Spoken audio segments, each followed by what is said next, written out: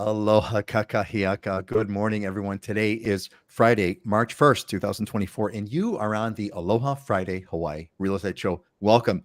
E komo mai, e komo mai. Oi komo mai, by the way, is Hawaiian for welcome. It's a welcoming gesture. Typically, people will say e komo mai into my home, etc. So e komo mai to the show. We've got a bunch of stuff for you today. Our regular schedule, we got some news and Hawaii news that we go over to get everybody warmed up. And then we have a market update, what's going on in the real estate markets, and then followed by your questions. That's what matters most is your questions. And then, of course, we're going to be covering some what we call diamonds and deals, some really amazing properties that you want to look at. And then we're going to close with some motivational thoughts. If you're watching this, if you're not watching this live, we've got chapters on the bottom. We're using YouTube chapters. If you're on YouTube, you can click through and go directly to a section. So you may want to check that out. We do it a day or so after the show. But for now, we're going to warm up because what we do is we warm up with our friends over here that I'm with here today. And we are with, I've got, let's see, from top down here, you've got Heidi Dollinger, who hails from Maui. We got Dylan Nonaka, who hails from the Big Island. And we have Ashley Wasan, who is on Oahu. Let's start in that order. So, Heidi, what's going on? What's the coffee? So, Rich, for those of you that are here for the first time, coffee talks about the Heidi. Heidi, I haven't had enough coffee. That's what the problem is. I haven't enough coffee. Heidi, what's the coffee? How are you doing today? I'm doing great. I went on a walk this morning. The weather has just been so beautiful. 72 degrees and sunny. The whales are out. I went to my favorite coffee shop, and it's a blessing to be here. Aloha, everybody.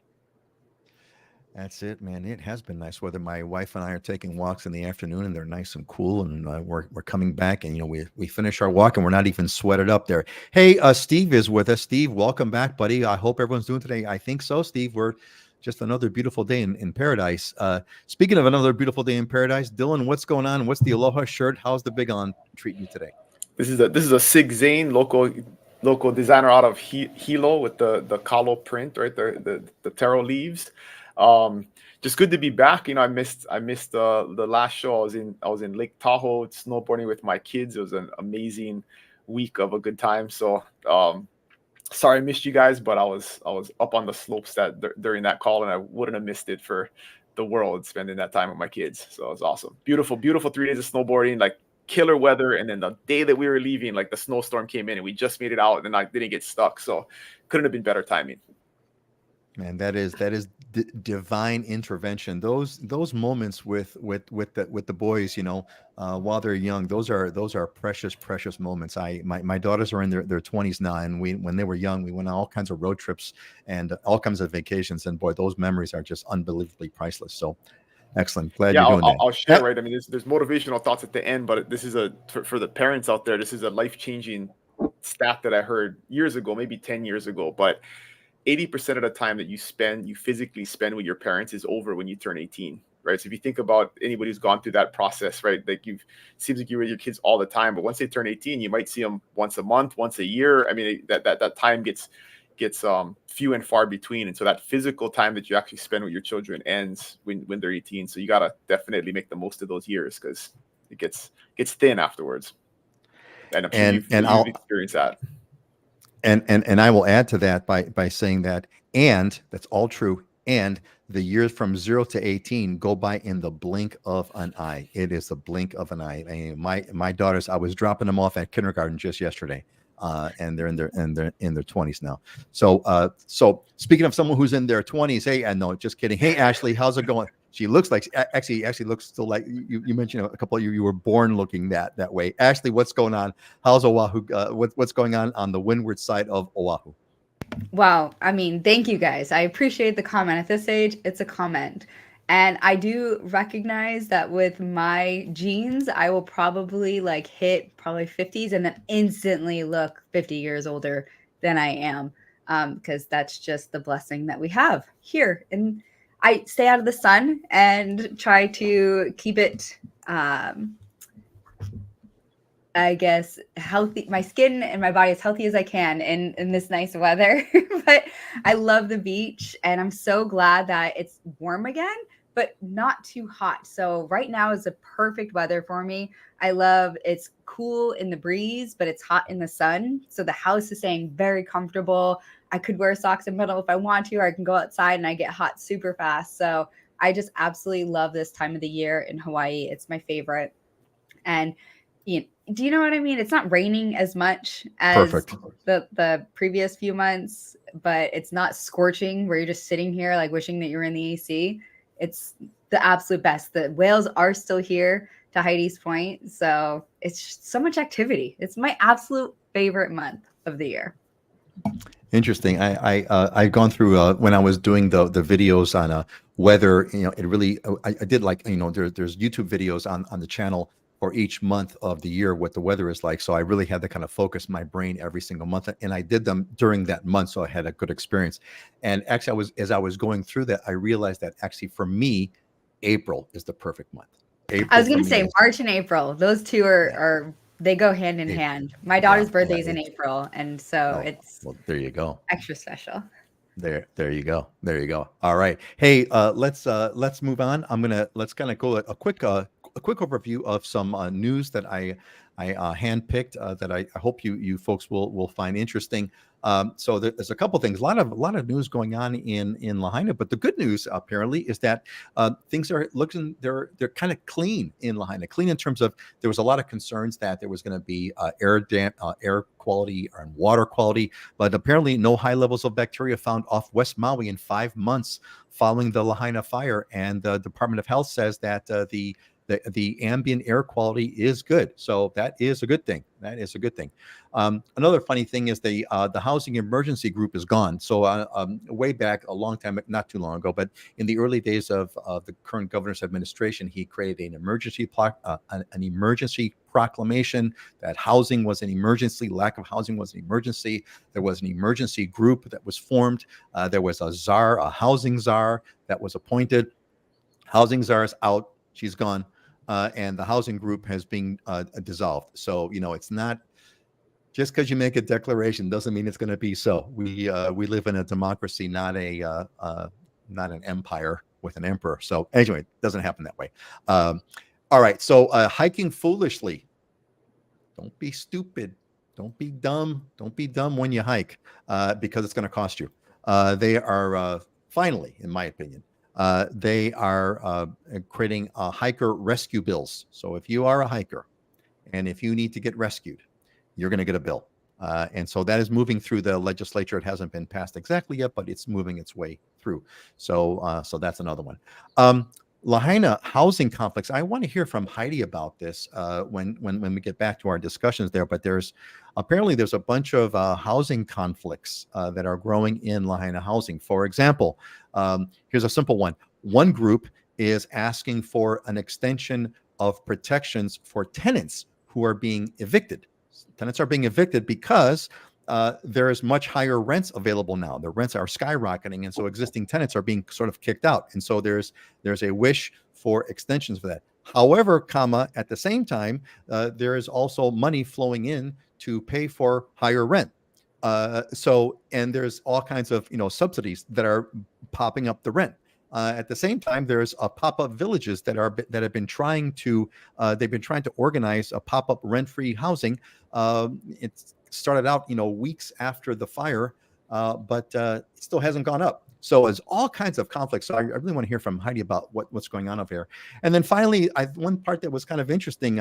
Tulsi Gabbard is a local Hawaii politician. She was our congresswoman some years back. She's no longer in Congress for representing Hawaii, but she's a Democrat and made it some amazing transformation. She is now apparently on some short list for the vice presidency under the Trump administration. That's kind of, I thought that was kind of wild. Tulsi's made quite a name for herself. It's kind of interesting.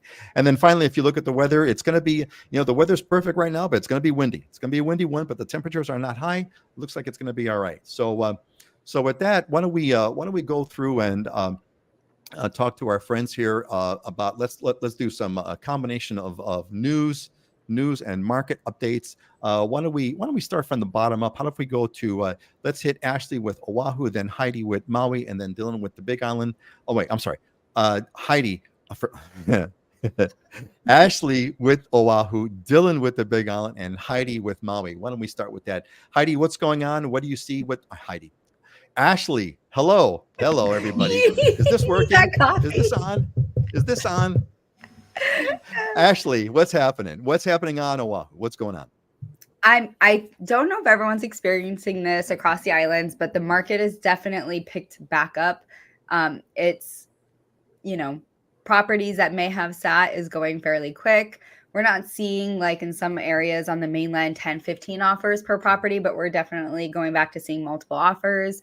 If things are priced right, they're still moving very fast. Right now, I just wanted to give you guys a scope of what it looks like, the landscape of the Oahu market. We have currently 2,128 active listings on the island. We have 1,039 under contract. So the active is not under contract. We have an additional 1,039 under contract.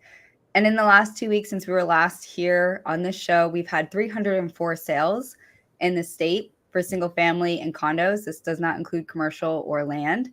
And of that, 214 of those sold were under $1 million. So I thought that was interesting. You have, nearly 3/4 of the homes under $1 million sold. I did notice that too, that we're seeing a lot of big price reductions. So like I said, it will go fast if you're priced right. 129 of those sold were single families and 181 of them were condos and townhouses. So what is the headline? If you give me a headline about what's up with the Oahu market, what would be that? What would be the one-liner? It's extremely stable and it's progressing. I think we're going to see it get a bit more competitive in the coming months, especially as we head into the summer. So that's good for our sellers. It's also good for our buyers because people are still not willing to pay, above value. So it's honestly a win-win market for both buyer and sellers. I feel at this point, technically we are a seller's market by definition of inventory. So there's still a low inventory, which is probably what's really stabilizing these housing prices.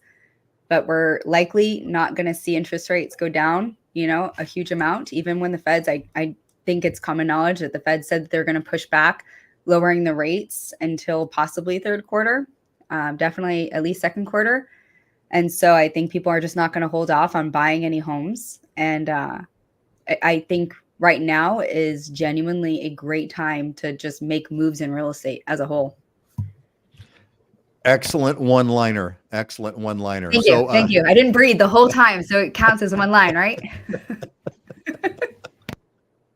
Dylan, give us the update on how's the Big Island doing, Dylan? I'm hoping the leaf blower is taking a break, and for everybody on the show, so you just know that the landscapers at my office complex like to come at 10 o'clock on Fridays and blow leaves right outside of my window. So if they start back up, maybe we'll skip to Heidi. But market on the Big Island was pretty hot in the month of February. Just looking at the month end numbers, we had 386 sales. There may be a couple that get reported late, but we were closer to 300, 320 the last couple of months. So there's been a bump up in the number of sales on the island. So increased activity for the month of February. And the headline has been for the last 18 months inventory, we still are below 2,000 total properties on the market. There was 1,987, I think, this morning. So just under 2,000. But I always remind folks that that number for decades prior was between 3,500 and 4,500. And so significantly less than we've had in the past. And that's really what is driving prices to continue to be stable and even continue to tick up month after month. So pretty stable here on the Big Island. And just like Ashley was saying, I mean, interest rates actually have gone back up a little bit the last couple of months. So anybody who's waiting for interest rates, I mean, I think it's totally unpredictable. And if you're able to buy now, you just should. And I was just talking to a client this morning who bought when they felt like it was the top of the market a couple of years ago, and now I sent them a quick equity report. It's got at least probably 200,000 in equity in his property, and it was like a property bought for like 640,000 a couple of years ago. And so you always feel like it's the top of the market when you buy until a year later, and you feel like a genius because you got 50 grand, 100 grand in equity. So no point in delaying due to interest rates right now. Don't you have you've got there's a Dylanism I recall. I don't remember the exact wording, but it's like you feel something to the effect of you're absolutely brilliant 1 year after you feel absolutely brilliant 1 year, 2 years after Well, you buy the property or something like. I think the way it goes is that the only deal in the market today is the house you buy 6 months from now, right? And then 6 months from now, you feel like a genius because you got the best deal in the world. But it didn't feel like that way 6 months ago when you bought. So the only deal in the market is There the you house go. you buy today, There you go. a Yeah, year yeah, from now. excellent. Yeah. Hey, you want to give a quick shout out before we go to Heidi? You want to give a quick shout out to Bob Carl. Bob, welcome back, buddy. Good to see you. Thank you for being with us. We're glad that you're here. And hey, folks, the rest of you, throw a comment in the chat, throw a chat in the comments, and let us know where you're from. It's always kind of fun to see who's here and where are they from. It's always kind of a neat thing to kind of get a global perspective. And if you're on Instagram, there's a few of you on Instagram. Say hello. I'm going to try to do the best I can to monitor the Instagram chat as well. So I'm go ahead streaming and to Instagram for the first time, so I got it figured out. You have to like do the little link and stuff, but I'm live on Instagram too. So It's complicated. It's complicated. Yeah. And then you have to follow it separately and all that kind of stuff. But yeah, cool. Excellent. Well, excellent. That I'm okay. My day is complete. My day is complete because Judy is here. I'm done. I could leave now. We could end the show today, right now. Thank you, Judy. God bless. Good. Glad to have you here. Yeah, absolutely. And hey, Jessica's with us. Hey, welcome back, Jessica. Good to see you. Aloha, everyone. Indeed. Aloha, everybody. Good to see you guys. Excellent. Speaking of excellent, Heidi, what is going on? How are you doing? How is Maui doing? Any other news you want to kind of share? But give us an update. Yeah, well, as you mentioned, I mean, there's always housing challenges in Lahaina and on Maui. I mean, with the need for more affordable housing, and that's only been amplified by the Lahaina wildfire, and then this big push to find more permanent and appropriate housing for displaced people that have been living in hotels, I mean, for months now and having to move around. So, I mean, what you mentioned about the rents is organizations and government like FEMA has come in and heavily incentivized property owners to rent directly to FEMA. And they've converted a lot of short-term rentals to long-term rentals, and they're paying above market rate rent in some cases, also paying the HOA fees. Owners are also able to get free property tax. So there's some heavy incentives out there to do that. What's been frustrating is some of these leases have already been established, but they have a lack of inspectors. So these condos and homes are just sitting empty and families haven't actually moved into them yet. So, and then there's also some logistical problems is a lot of these rentals, condos, homes that are being offered to people that need a place to live are in South Maui, but the kids go to school in West Maui or the parents work in West Maui, and it just doesn't make sense to drive a windy road like 45 minutes to an hour each way to and from school every day and go to work. So some of the South Maui rentals are being turned down. So anyway, it's a very dynamic environment. I did have an opportunity to go to a really, really positive community meeting on Saturday. It was actually put on by the 3 Rotary clubs in Lahaina. And Rotary is just one of many organizations that has raised a lot of money to support those impacted by the wildfires. And it was just, there were like 50 people there proposing great ideas of how to use these funds to make an impact on the community. And it was really, really exciting and inspiring just to see how many people do care and want to make a difference and want to make things better. But just understandably, there is a lot going on and there are a lot of challenges for Maui right now because of the fires, and especially West Maui, where I'm located. But anyway, real estate wise, our residential market for residential homes under 2 million and condos under 1 million, that's been really hot. Our resort market has definitely been a little bit slower. but it's presented some good opportunities for buyers who can come in right now and kind of cherry pick the best listings, have more opportunity to negotiate than in the past when there were so many people trying to all get the same properties. So, I mean, uncertainty does lead to opportunity in some cases. And then as far as, I mean, Maui is a smaller market than Oahu. So for single family homes in January, 57 homes sold. February, 62 homes sold. For condos in January, 92 condos sold. February, 66 condos sold, which was a little lower. But we're just, I mean, we're still plugging along. It's getting to be a more stable, balanced market, and prices are still stable and strong.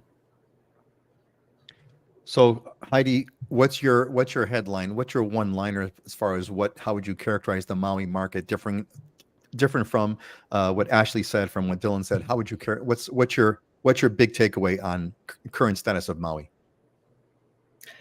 Well, I think it really depends what segment that you're looking at buying in right now. And it is really important to understand what the particular market segment is and how much inventory is on the market and how quickly that inventory is being absorbed. I've had a couple buyers lately that have gotten offers accepted that, I mean, they probably wouldn't have gotten this offer accepted a year ago. So, I mean, there are opportunities there in some places, but for like more affordable places to live full time, since there's people looking around, you know, trying to find places to live, that segment of the market is pretty competitive. That is completely not a one-liner. I was gonna say we almost have to make a joke out of this. Ask for a one-liner and get like a paragraph. But hey, I guess we'll go by we'll go by Ashley's standard, which is you can't take a breath. That's what we're gonna define as a one-liner. If I don't have to breathe, so you could do that Jim Carrey thing where he took a deep breath in Ace Ventura, and then he would start talking like forever. We'd be It's hilarious. logical. It's there you go. It is well, it's logical and objective. You only go so far as your breath can go. But hey, speaking of objective, Judy has objectively 27 days to go. Judy is counting down, moving to the Big Island in 27 days. Excellent, Judy. That dream, a multi-year planned dream come true. So could not be happier. Cool. Okay. Hey, let's let you know. Actually, but before we move, well, let's move on really quick for a quick station break. So hey, gang, if you have come here, if you got the invitation through the newsletter goes out every single week from livinginhawaii.com. You're good. If you did not get an invite on the newsletter, you definitely want to get an invite from the newsletter in future issues. It comes out every week. Livinginhawaii.com. Go there. Thing will pop up. Pop in your email address, and you're good. Of course, you can unsubscribe anytime. You'll get invites to the show.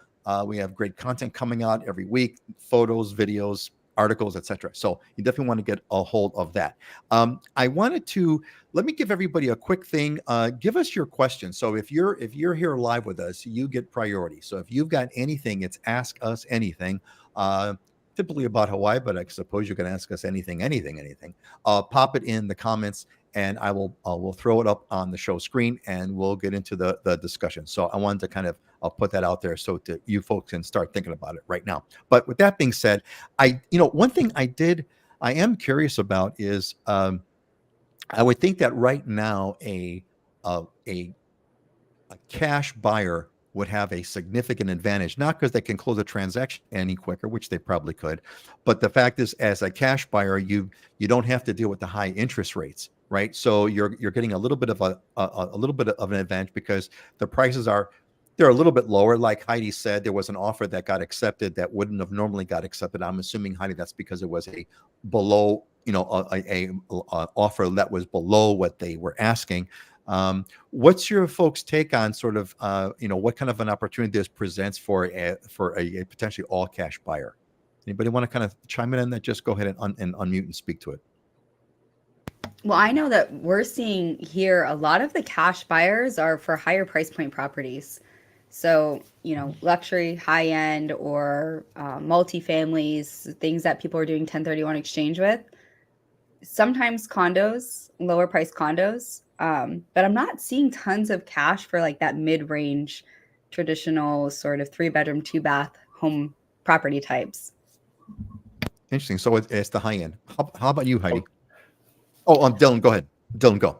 I will quick. Yeah, I would totally agree with that. And the other dynamic, right? If you're a savvy, especially the investor type cash buyer, if you're savvy with your money right now, you can get pretty good rates in the market and other investments, and the real estate market is not appreciating as quickly as it was, right? So that was always the give and the take. In the previous market, when interest rates were low, people with cash were incentivized to buy real estate because real estate was appreciating quicker than what you could get in a traditional investment percentage wise someplace else. And so now the opposite is true, where rates are higher. So if you invest your cash somewhere, you can get a higher rate of return than you really can in the real estate market right now. And we're seeing kind of really low single digit appreciation year after year. If you can get 8% in the market somewhere else, it kind of makes more sense. So that's kind of one of those funny dynamics about the economy, right? And economics, is that stuff like that happens. And so definitely you have an advantage, but I think there's also, if you're just an investor, you have some incentive potentially not to buy with cash right now also. Yeah, and it's an interesting point. Your money, your cash may be better parked elsewhere. Heidi, is there anything that you want to add to this? Yeah, just to kind of take it in a different direction. I mean, I think a qualified buyer in this market is the one that has the advantage, whether they're cash or financed. And if you are financing, it's not just a matter of financing, it's, are you pre-approved? Is this lender reputable? Has your agent convinced the other agent that you are knowledgeable about the property and that you are going to go forward and close the transaction? I mean, those things are really important right now. So it's important to work with a good real estate agent, a good lender, to help get your offers accepted. And if there's not 10 offers on a property, a finance buyer actually if a finance buyer is the only offer, I mean, they have more opportunity now than before, when we were seeing a lot more multiple offer situations. So I don't know. It's just important to be qualified, whether finance or cash. Yeah, definitely. Well, I mean, one thing I've learned after doing this show now for several years now is that, boy, I didn't really appreciate how much it matters to have an experienced agent on your team. I really never appreciated that, and I certainly appreciate it now, because, boy, there's so many things that could go wrong. There's so many people that the network is so important to tap into, and who makes such an important difference. It's not like, there's this illusion, I think, that we're used to being able to kind of, I can go on Amazon and, it's amazing, right? It's miraculous to me. I can go to Amazon, I can click on an item, hit a button on not even a button, tap a piece of glass on my screen. And in like 3 days later or 4 days later, this thing shows up on my doorstep. It's unbelievable. It's mind blowing. But real estate doesn't work that way. Even though there's Zillow, or there's all kinds of online places that almost look like Amazon, it's not Amazon. It's not like buying an Amazon transaction. Maybe one day it will be. I just want to I think that not all agents are created equal. And so that's the whole lawsuits that are occurring, regarding realtors and real estate, is because you have to find the right agent. You have to find a good agent, someone who really does not do this as a part-time to get a little, extra cash on the side, but someone who really treats this like what it is. It's a business, and daily sharpening their skills and understanding the market and constantly training on how to negotiate, building their team and their portfolio of vendors to help their clients. And finding the right agent is essential, because it's a make or break. It's a huge difference. And, I digress. I know we're not talking about it today, but the landscape of what real estate will look like if something transpires with representation, all that's going to do is create the more savvy clients to pay for the proper representation, and your mom and pop and the average basic homeowner is not going to have the good representation. At that point, it'll be too late to reverse what's being done. So the end of the day, people just really vet the agent that you're working for. Ask them a lot of questions and talk to more than one before you make a decision, even when you're buying, which you don't pay a commission, but you pay for things you don't know until you know in the back end. You're muted, Peter. Yeah, Thank you. There's no such thing. Yeah. Well, go, Dylan, hold on a quick second, because I do have to give an important shout out here to Alex Pactaman, who's a member of the Islander Ohana from way back. Alex, welcome back, buddy. Aloha, everyone. Happy Friday. And Alex has got the right thing. He's at one great IT and three great agents on island I am listening to. I wonder who those three agents are. And I guess the IT guy, I guess that's got to be me. Although, no one's supposed to know that I'm an IT guy anymore. But anyway, Dylan, go ahead. Thanks, Alex. That's a great. We really appreciate those kind words. And these are some fantastic agents. Or Ellen, Dylan, go ahead. Yeah, so I just pulled some real time data, right, to illustrate cash versus financing, and this is interesting because for residential and condo sales, I exclude land sales because a lot of the lower end land sales skew the amount of cash sales that we have in the cash direction. But if you just look at residential and condo sales, we're at about 50% year to date in terms of number of sales that happen with cash or 1031 exchange, which I consider as cash basically because you're selling something someplace else and then transferring the cash here. But that is higher than traditionally. It was closer to 30% on average in the market. But if we look at final list of sold price, the final list of sold price on average is 97%. But with cash sales, it's 93%. So 4% less in terms of the final sold price to the list price for cash transactions. So definitely some interesting dynamics there. There is more cash in the market year to date so far. It may just be a snapshot in time. I can look at this. I actually need to probably do a YouTube video about the longer analysis. It's been a while, but yeah, there's a larger share of cash in the market right now.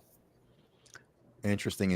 All right, cool. Hey, let's move on. Well, let's move on a little bit. I do want to go back and circle back to that Maui situation. I'm going to plant the seed, and then we'll go back if we have time and talk about it. The seed I want to plant this. I think what's going on in Lahaina right now is going to be studied by economists for decades. It's this incredible mishmash of disincentivized government intervention, all with the good intentions. Government intervention, money kind of throwing in, regulations on top of regulations on top of regulations, and meanwhile, I believe it's probably lengthening the amount of time it's going to take to recover.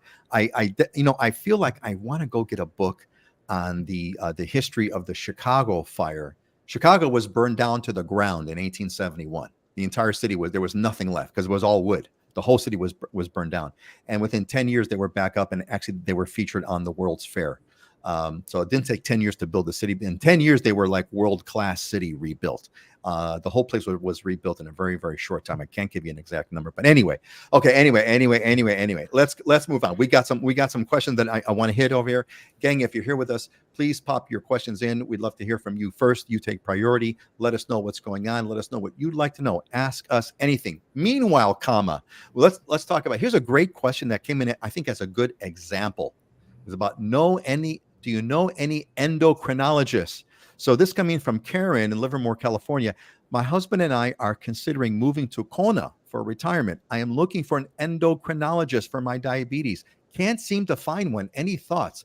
So the question here on this one is not so much, Dylan, if you know an endocrinologist in Kona, that'd be fantastic. But I think the larger issue, and this comes up a lot with healthcare and how it's different on all the islands. And what we've talked about on many times is to say that, hey, if you're looking for, Oahu's got like Oahu's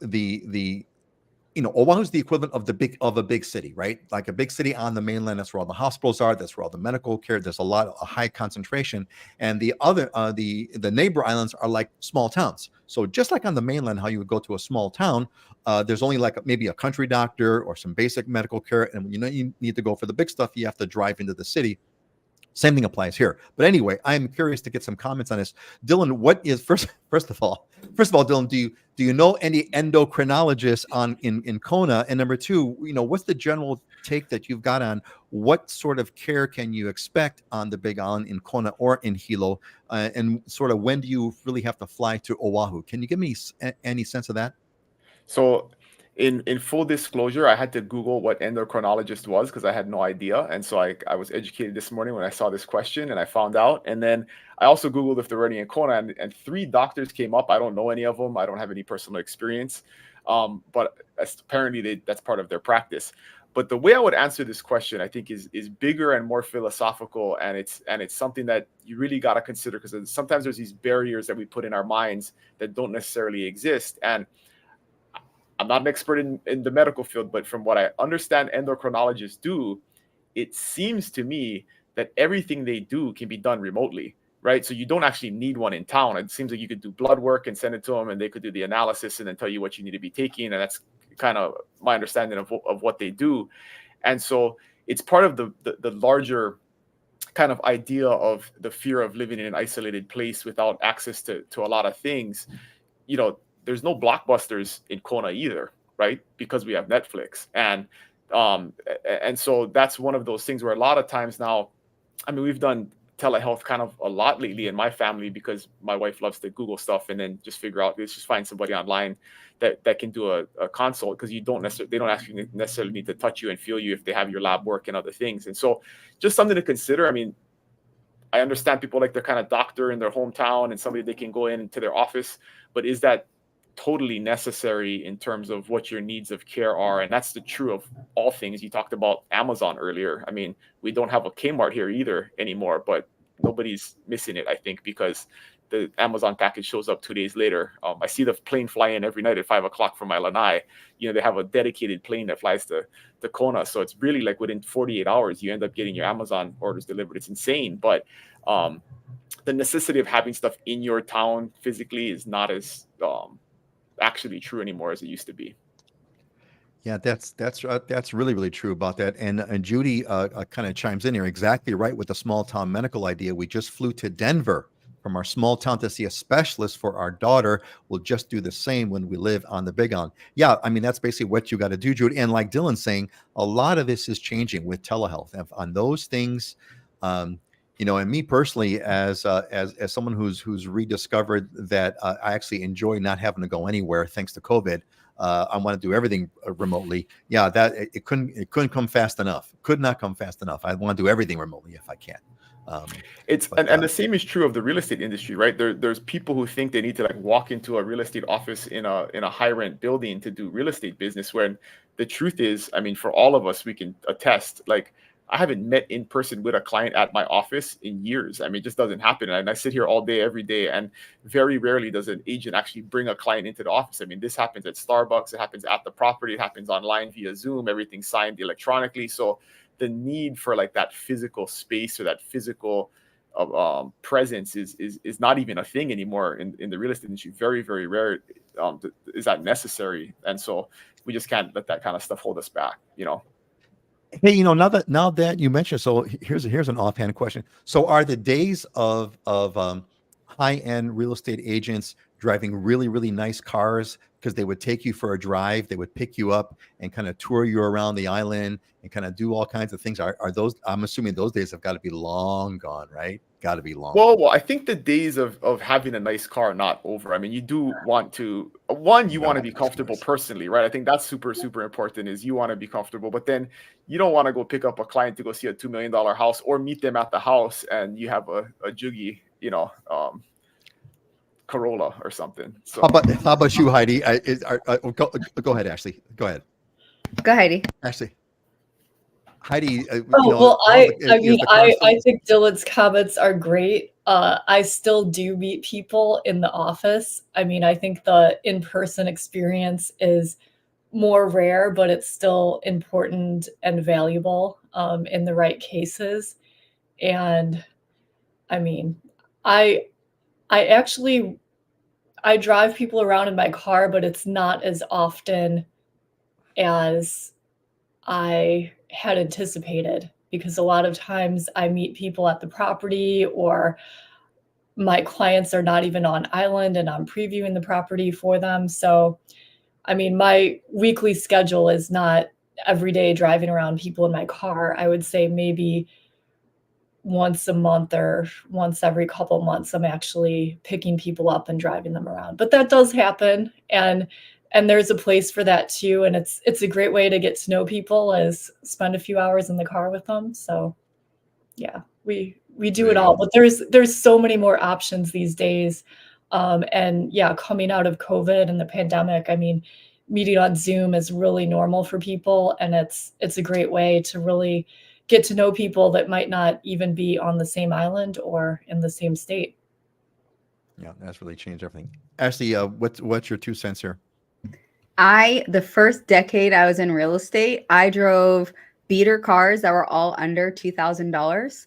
And I saved because I wanted to buy a house. And then I wanted to upgrade that house and I wanted to upgrade from there.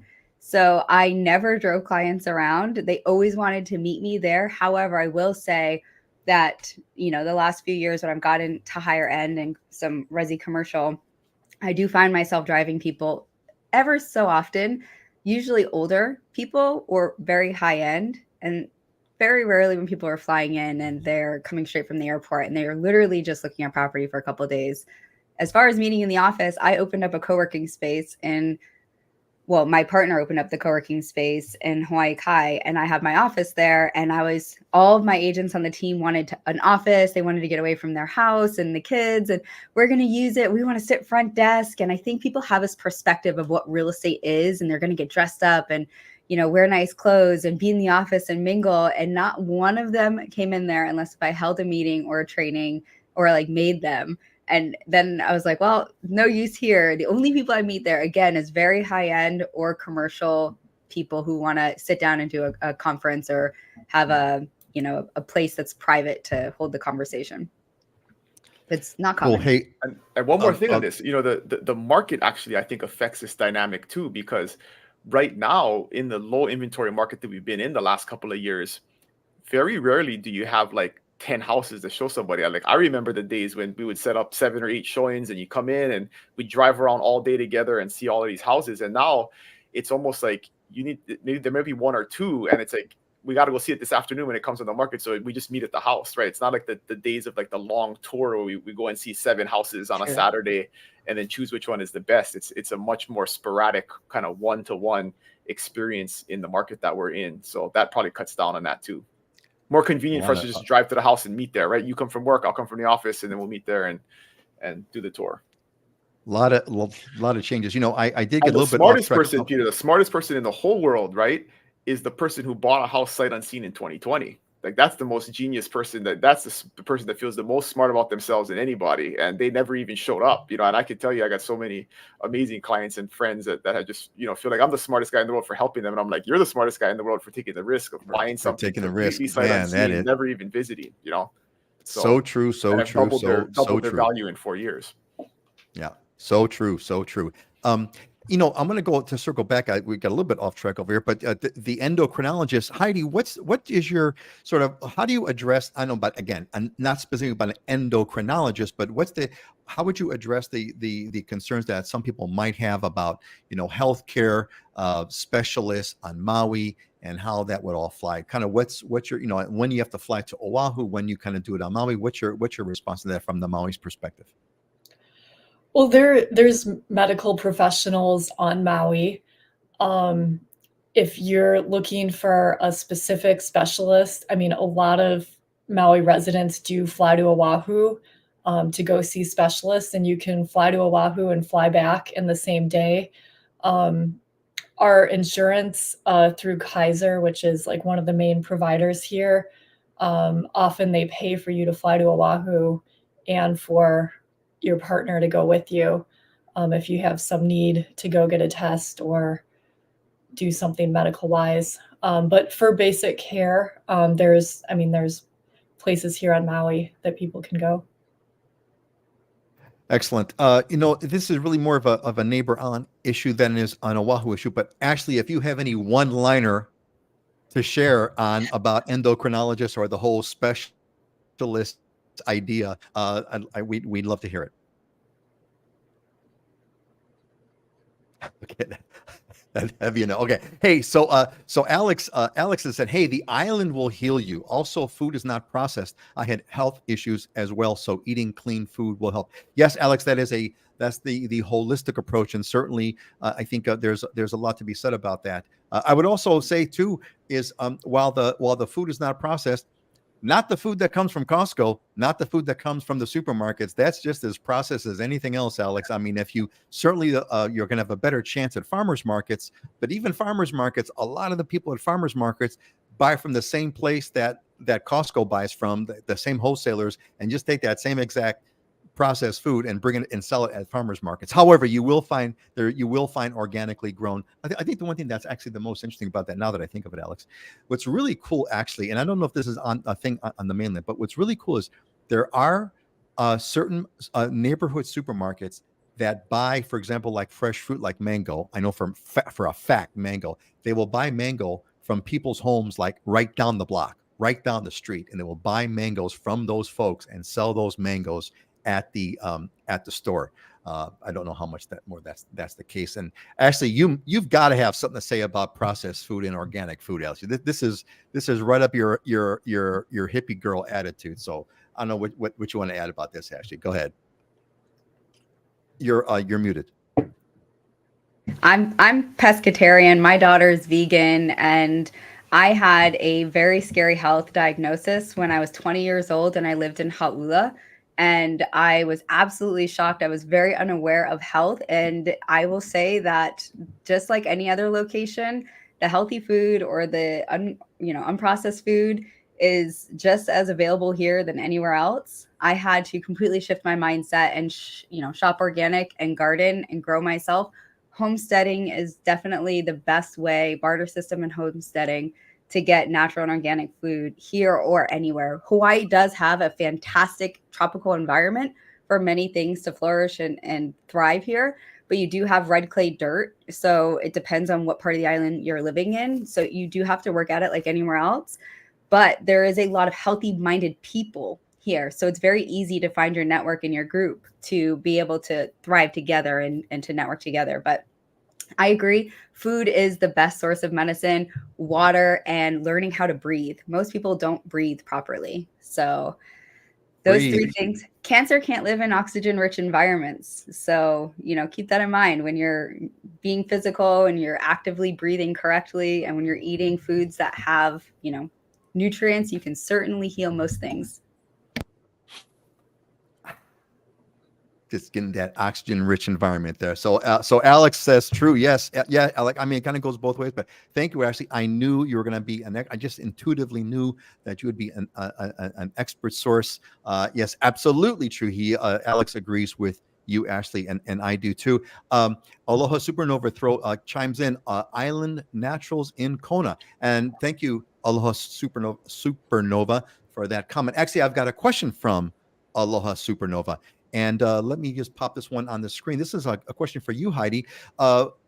Regarding Maui, did the total number of missing people ever get reconciled officially? I think it has it like at 101. I don't know what official means, but I think it's at 101. But has the hazmat been remediated, or is this going to still take a while? Heidi, you want to kind of share what you know about the hazardous material removal process on Maui? Where is that at? I know that's been fluctuating a lot, and anything else that's related to Aloha Supernova's question? Yeah, so I believe the total number of people that perished in the fire is 101, and that's the official number that I'm aware of. As far as the hazmat, I mean, they've gone through most of the residential areas, and the EPA's finished that work. They're in the process of clearing lots. I understand they've cleared over 250 lots so far, and that process is continuing. I don't know if they've gotten to all the commercial areas to remove hazardous material yet. I'm not sure on that. But yeah, it's a long process. I mean, they just decided on a final site to put the fire debris, which is going to be near the Central Maui landfill. So there's going to be a lot of big trucks hauling debris away, and This process is, I mean, expected to go on for the next year. Yeah, that is a long, that is going to be, we are in for the long haul. Aloha Supernova. I hope that answers your question. Why don't we do this, gang? Let's move on. We're going to hit our diamonds and deals. This is inspirational, aspirational properties that I've asked the team to put together. And so man, that's such a great photo. Let's start with Heidi's property. Heidi, what are we looking at? So this is basically like your own private resort. This is in Laniapoko, which is on the west side, just a little bit south of Lahaina. It's up on the hill. You have these incredible ocean and sunset views. There are waterfalls, tiki torches. The home itself is over 3,000 square feet, 4 bedrooms, 4.5 baths. And it's on a little over an acre, and just phenomenal ocean views, and then all the resort amenities in the privacy of your own property. So yeah, a little resort escape. Thank you for the diamond, Heidi. This is like an amazing. The view alone is breath. I mean, great photography. Just it's crazy. Hawaii just is. I mean, look at that sunset. I mean, Hawaii is just like the homes. Beautiful homes in Hawaii are so next level. So next level. Thank you, Heidi. Ashley, what are we looking at here? What is this? So this is coming on market today. I'm actually after the show where we'll be going live. So you guys are the very first ones to see it. Sorry, the photos are blurry. I was downloading them off of a different app until I got my completed files. This is oceanfront at Sunset area on North Shore. It's a 3-bedroom, 1.5 bathroom. It has 2 parking, and you can walk out your door straight to Sunset Beach. So if you're a surfer, this is an absolute dream. It's right outside of Gas Chambers and Rocky Point, and several other surf breaks as well. It's an extremely well-made home. It was renovated, and so the countertops inside are Da Vinci quartzite, imported from Italy. The mahogany floor or interior trims and floors. The doors are Brazilian mahogany. The outside of the home is made out of a walnut claddering exterior, which is life-proof from salt to air. And it's also wrapped in Brazilian sapel trim, African mahogany interior trim inside as well. It's just a beautiful home, and it is being rented at the moment. So we can't disturb any tenants. We can only show it a few times this month. So if anyone is interested, let me know. Man, this is we're on a roll here. So it's always kind of funny that there's always a really fun synchronicity between the properties that are shown. So, and I don't see them in advance. So stunning property from Heidi, stunning property from Ashley. Can't wait to do the big unveil. I have no idea what Dylan's got planned. Here we go. What is it? Stunning property. Oh my God, Dylan, what is this? Well, it seems like a pretty good deal what Ashley had there for $2.5 million on beachfront in Oahu. That seems like a great value. So diamond and deal. But hey, this is what you get on a Big Island oceanfront, 1.75, guys. So this is just a ridiculous deck. I mean, you can see kind of where this house is perched in that bottom right corner, right on the Honolulu Cliff. So this is on the east side of the island near Honolulu, which is the best surf spot on the east side. It's right at the mouth of a river, and so it's nice river rocks, and one of the best surfing spots on the island, but definitely on the east side. And so just beautifully updated home. Got this killer deck that just opens up to a huge, over 180-degree view, and the downstairs has is finished. It's kind of like an office and extra space, so it's actually a lot more square footage than it looks like from a 3-bed, 2.5 bath. But beautiful home, and 1.7 million. I mean, value on the Big Island is unbeatable. In terms of if you compare oceanfront or beachfront or this type of view properties, just can't beat the Big Island in terms of value. Man, this is really something else, man. This is Yeah. really that view is like ridiculous, as you said. Honolulu, that's just outside of Hilo, right? Because there's that mouth, that river, that stream that kind of jumps in because there's a surf, the surf spot you mentioned. Like 5 minutes north of Hilo. So this isn't like crazy out of the way. I mean, it's right there in Hilo. Beautiful spot. Man, what a spot. What a spot. Cool. Well, man, this was some amazing properties over here, gang. Kudos and credits to you all. Man, that is some amazing stuff. We got a little bit of time. And actually, if anybody wants to, our photographer is doing some amazing stuff right now. He's got this little mini drone and he flies through the property, then out the window, then back in. And so the property tour for this video is like next level, off the charts. If you want that, hit me up. I'll send you the link to it. But it's really, really good. It's really creative. It looks like a hand, somebody's walking through the house, but it's actually a drone flying. So like, you get to like the Lanai and then they fly out over the ocean and then come back in, and it's just cool. So I should have sent you the file. Awesome. You could have shared it. Yeah, no, that's all right. Yeah, no, cool, man. So Alex is saying, save me one. I will be there soon. Alex, hey, man, dude, you got my email address, buddy. Just, flip on back and I'll connect you with the island of your choice. But man, you got 3 astounding choices there, man. Astounding choices. So, okay, one more. Let's do a quick one here. This is a Big Island specific one, I think, unless we have an exception. So this is something that you don't get too often over here. So free of cell towers. So from Kala from Oregon says, this is kind of a silly question, but I'm sensitive to too many cell towers. And I wanted to know, are there places, especially on the Big Island, that I can still buy property and not get too much of a cell signal and not be bombarded with cell towers? Dylan, can you go somewhere? I thought of any place you can go. Are there any? Absolutely. Yes, lots of cell phone free areas on the Big Island for sure. Lots of stuff. So can you which is one that kind of pops in if you told Kala, hey, check this place out first, which would that be? Really any place rural. So you can go to the southern part of the island, the southeast part of the island, even the northeast part of the island.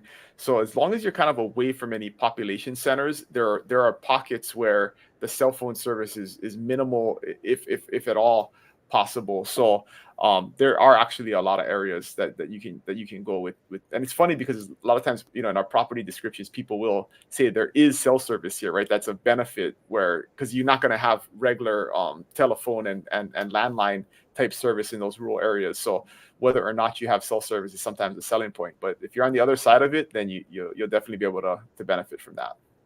All right, definitely the case. I'm curious, Heidi, are there any known areas in Maui where there's residential areas and there is no cell service? I gotta be somewhere deep on the Hana side, but anyway, Heidi, what's some free of cell towers areas in Maui? I'm curious about that.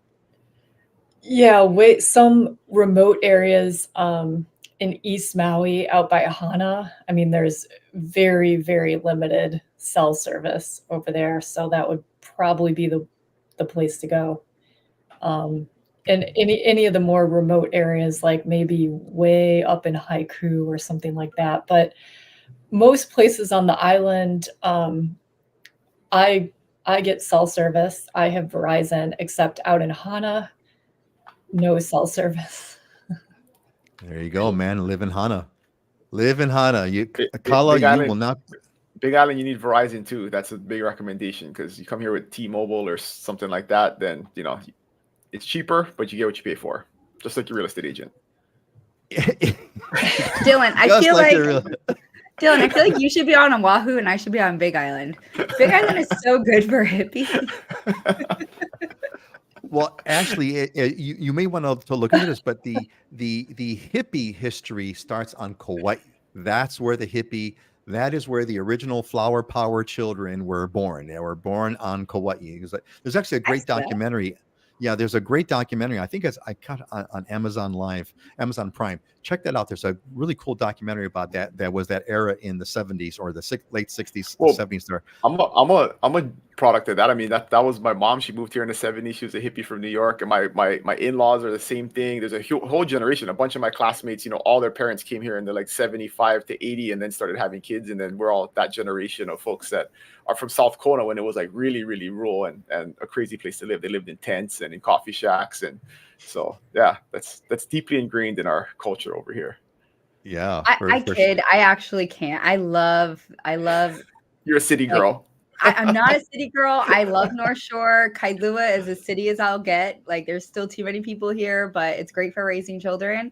But I'm just waiting for her to be old enough and have a car because I just love the North Shore. I love the East North and North because it's perfect. Then I'm 45 minutes to an hour from it all, but then I can go and be away from it all. So I feel like it's the win-win island personally. There you go. Excellent. And Alex is giving a big amen to everything that we're talking about here, property wise. And Aloha Supernova, thank you for chiming in. Pahoa, Volcano, Pahala are all skittish cell service. Excellent. Interesting too. Comment on the T-Mobile versus Verizon. T-Mobile's been surprisingly excellent on Oahu, but again, that's an Oahu thing. Hey, so look, gang, I think we are running short over here. We had a lot of fun, great fun conversations over here. We're going to move over to our closing thoughts, closing motivational thoughts, and I'd like to hear about yours. Auntie Joan normally chimes in, but she's out today, but she's going to be back on a future show. Gang, if you have some closing motivational thoughts, things you want to share, pop it in the comments. I'd like to feature it. Actually, why don't we start with yours? What's yours, and what does it mean to you? Identify your problems, but give your power and energy to solutions. I think we often will harp too much on the issues that we have at hand, and we sort of exhaust ourselves over the anxiety or over the feeling of what that problem might bring you. And just acknowledge it. It's there. And then put that energy and focus. And what are you going to do about it? Because all of us can be presented with issues, but you can tell a lot by someone's character on how they respond to it. That's an excellent thing. Give your power and energy to solutions, because that's where it goes. Excellent. Good one. Heidi, what's yours and why is it meaningful to you? Not everyone has the imagination for reality. And I love this quote because, well, I know this can mean a lot of different things to different people, but for me, it's an awareness that our beliefs are often limiting, and in reality, there are more possibilities than appear on the surface. And there's also a lot more complexity to truth. And another way to think about it is, rather than get lost in dreams and distractions, we can use our imagination to make real changes in our lives. And I guess an example of that is living in Hawaii. I mean, it's not perfect. It's not going to solve all your problems, but there's some really beautiful, wonderful things about it. And if it's something that you want to do, I mean, don't just sit around and think about it. Take some steps and take action and do something, and you can make it happen. Excellent. That's a total flip of a statement. Not everyone has the imagination for reality. I really kind of, you read that, you really have to kind of stop and think, which is a good dramatic effect by the quote itself. Thank you, Heidi. Thank you, Dylan. What's yours?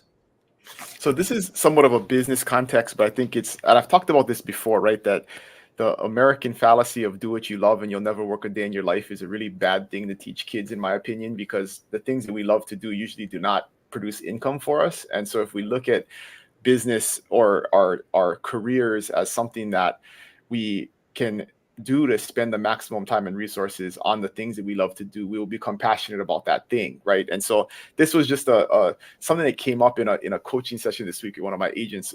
She was talking about how she didn't like necessarily making phone calls, but I've listened to her phone calls and she's absolutely amazing at it and has been very successful in a very short amount of time because of her skills on the phone. And she's like, but I just don't really like doing it. And I said, don't confuse what you like to do with what you're good at, right? I mean, if you are good at it, you should continue to do it because it'll make you money. It'll just support your family. You'll be able to achieve your goals, and you're going to like that thing. You're going to grow to like it because of the outcomes, not necessarily the process. So I think it's a good way to think about life when you're evaluating what you should do and what decisions you should make and what you should focus on. Is sometimes what you're good at, you're not necessarily going to like in the beginning, but you'll it'll grow on you over time when you see the success that comes from it. Learn to love it. Learn to love it if you're good at it. Learn to love it. There's got to be something about it. If you're good at something, there's got to be something about that element that you like. Not directly, like like your agent. Yeah, cold calls suck. But she probably enjoys talking. She probably enjoys meeting people. She probably enjoys conversing. Right? Cares about people. As soon as she gets them on the phone, she can create an immediate connection and really dig deep into what their hopes and their dreams are. And that's a skill that's like very hard to learn, right? But picking up the phone and actually dialing the number and potentially getting somebody that might be mean to you is hard to do, right? So you got to get past that first part of it. But the same is true of I think of like cooking. I love to cook, but if I had to cook for a living, I would hate my life, right? I mean, so if you had to spend 8 hours in the kitchen, cooking all day, I would not be happy. So don't confuse what you're good at, what you like. Well said. Well said. Alex is chiming in. SFT, see, feel, trust. You can achieve anything. Excellent, excellent, excellent. Thank you, Alex. That is a fantastic way to say things. See, feel, trust. You can achieve anything. Excellent. Great quote, you guys. Really, really enjoy them. All right, I'm gonna close up mine with, of course, a Proverbs. There's so many themes in Proverbs. It's an amazing book, but there's a lot of ones about wealth, and this is one of those. A miserly man hastens after wealth and does not know that want will come upon him. And that is a really, really deep one. I think Proverbs talks a lot about one of the big themes that Proverbs talks about regarding wealth is that you don't go after it quickly. You don't do it suddenly. It's an incrementally building process. And we brought this up a couple shows ago when Ashley and I is on. And this is kind of what this is all about, is that if a miserly man hastens after wealth, that means someone who's miserly, they're running after the money, but they don't know that want will come upon them. In other words, it just makes it worse. When you chase after it hard, you're just gonna want to make it worse. So anyway, though, that's that. All right, folks, we're gonna wrap this up. We're gonna see you in 2 weeks. I'm not gonna be here in 2 weeks. Dylan's gonna be hosting the show in a couple of weeks. I'm gonna be out of town, but we will be back here in 2 weeks. Why don't we kind of let's say goodbye, and let's do it counterclockwise. Let's go Ashley, then Dylan, and then Heidi. Say goodbye. Aloha, everyone. Have a great weekend. Dylan, you're muted. Aloha, everybody. Aloha. Have a great weekend. Happy Friday. Happy Friday. Have a fantastic weekend, everyone. And Alex says aloha, everyone. And don't forget the like. Yes, don't forget to hit the like. Thank you. Yes, like, subscribe, etc., etc. Thanks so much. See you guys later. Aloha.